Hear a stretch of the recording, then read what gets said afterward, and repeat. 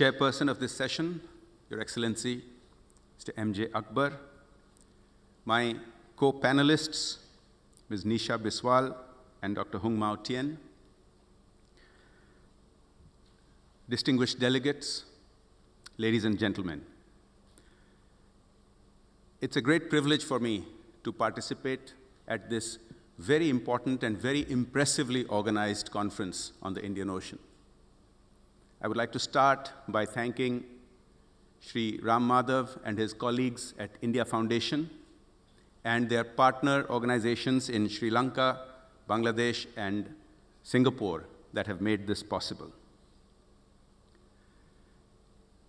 It's also a personal pleasure for me to be here because I'm from that part of India, which is today the modern state of Odisha on the east coast, which in ancient history was the kingdom of Kalinga and symbolized India's maritime tradition.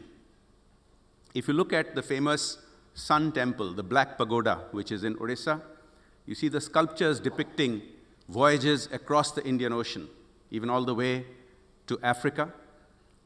But the Kalingans had a special relationship with this part of the Indian Ocean and with these countries here.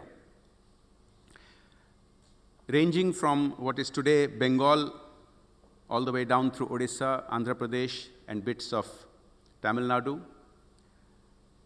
the Kalingans had relationships with these countries of the Indian Ocean through merchants, missionaries, and many other types of contacts. Yesterday, Foreign Minister Sushma Swaraj referred to the Bali Jatra, which, after all these millennia, is still being celebrated every year in November, when millions of people in Odisha set off little boats on water to symbolize the ancient sending off of the fleet every year to Bali and to other countries in this region.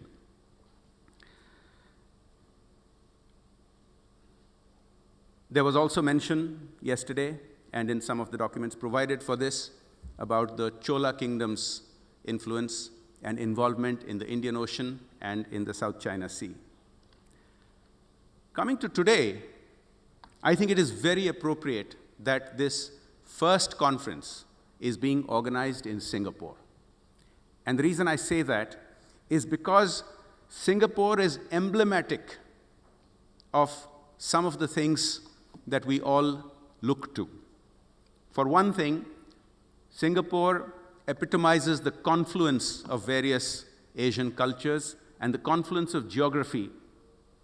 But Singapore is more than that. Singapore also epitomizes how a developing country can transform itself into first world and how it can play an impressively important role, which is not just important for this region, but for the entire world. And in this, there has been an Indian angle too.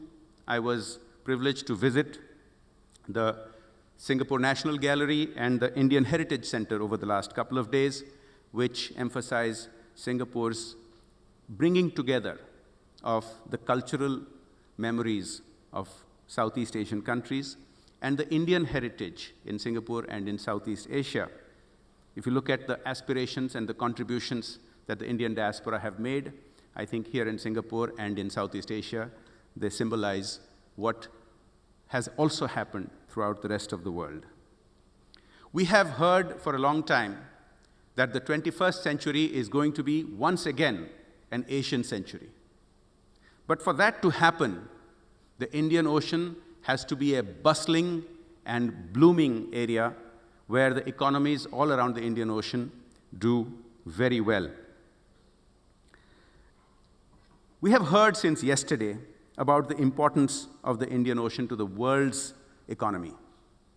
Now, the Indian Ocean, let's keep in mind, is the third largest water body in the world, and yet it accounts for 70% of the movement of all petroleum products in the world. It also accounts fully for 50% for that other aspect of the modern 21st century global economy, containerized traffic. Another factoid, which I think is something that is impressive that we want to keep in mind, is if we looked at the combined GDPs of the IORA membership nations, this year they are expected to cross $9 trillion and approach 10 trillion. If the IORA economies were one nation, their economy would be easily the second largest in the world. It makes a great deal of sense to have these economies more integrated and have them prosper much more. A lot has been said about this, but I want to refer to two important works, two books in recent years that have touched upon this.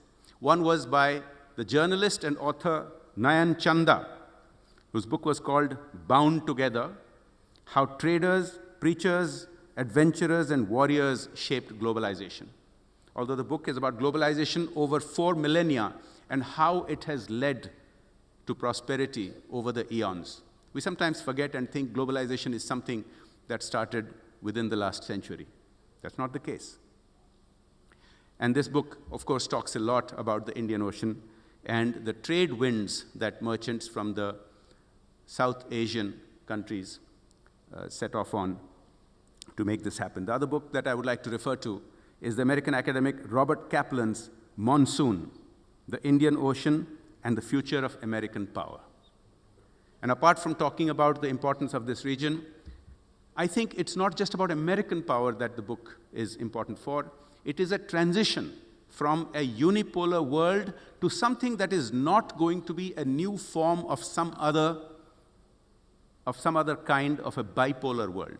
It is going to be a multipolar world, and that is why the Indian Ocean and the countries around it are so crucial. To come to the last part of my talk, I want to talk about India and its renewed engagement with the world and especially with the Indian Ocean region. It is no secret that India had, post its centuries of colonial experience and independence in 1947, India had shied away. India had shied away from participating in ASEAN. India had shied away from a bigger role in the United Nations. India had been diffident internally. We had closed our doors because of that diffidence. We needed time to rebuild our confidence, to rebuild our economy before re-engaging with the world, and that is something that has started happening. It's not something that has started happening today. It's a process that we have been going through. Our economic renaissance has been going on from the 1990s, but today is a crucial moment. We have reached an inflection point for the Indian economy and its re-engagement with the Indian Ocean region. I think one statistic, and this is included in the booklet given out by this conference organizers, stands out starkly. In 1950, India's share of the world merchandise trade was 2%. And in that same year, in 1950, just to give you a sense of perspective, China's share was 1.3%. Over the course of the next 4 decades, it changed dramatically in the opposite direction, with India's share in 1990 going to 0.5%. China's had grown to 1.8%, and since then, over the next 25 years, India has reversed, and of course, China has also grown dramatically from there. Today, there is a turnaround happening in India. India is already widely acclaimed for being the fastest growing large economy in the world. And you've seen the impact of what that does to a country. The World Bank is already calling us a low middle income country. And in our aspiration to be a full-fledged middle income country in the near future lies, I think, the keys to this re-engagement that I'm talking about. You heard Foreign Secretary Jaishankar mention today about our increased cooperation and trade, not just with our immediate neighbors, but with the greater neighborhood all around the Indian Ocean. You heard about how this growth of the Indian economy has led to much larger budgets for aid as well. That is only going to grow in coming years. This turnaround in India today is symbolized by a very important development that took place just weeks ago, which was the passage of a constitutional amendment making possible a goods and services tax, GST, which has long been debated in India.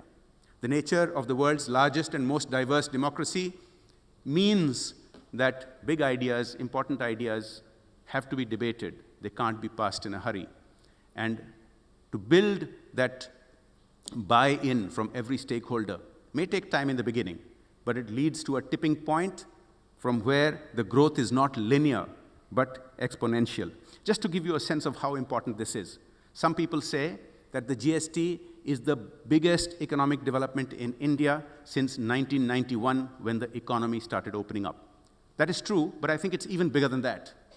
It is the biggest development since 1947, since we became independent, because although we gained political independence, we did not get the kind of economic domestic independence that we ought to have had.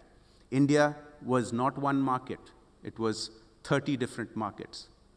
What that meant was movement of goods a short distance from one state to another state in India was more expensive than for it to do a round trip to Japan or to China or to any of these other countries. That is going to change dramatically. That is going to make India's competitiveness much more effective. We are also changing in other ways. If you look at global indices of the ease of doing business, of competitiveness, of innovation, all of these, India has been now steadily notching up, going up the ranks, if you look at the last couple of years particularly. FDI as a destination, India has now reached the highest levels and is a favored destination for investors from around the world. Singapore and the Southeast Asian nations that are represented in this conference play a very important part in that. I come now to the end of my talk. The philosophy of India's engagement in the Indian Ocean region is going to be one of cooperation with other nations. It is going to be one of respecting the rules, and it is going to be one of mutual benefit. In the words of Prime Minister Modi, India will work to ensure a safe, secure, and stable Indian Ocean region that delivers us all to the shores of prosperity. And India will help strengthen regional mechanisms in combating terrorism and piracy and responding to natural disasters. I think we can look forward to India's renewed engagement with Indian Ocean region nations in a way that is going to transform the rest of this century. Thank you.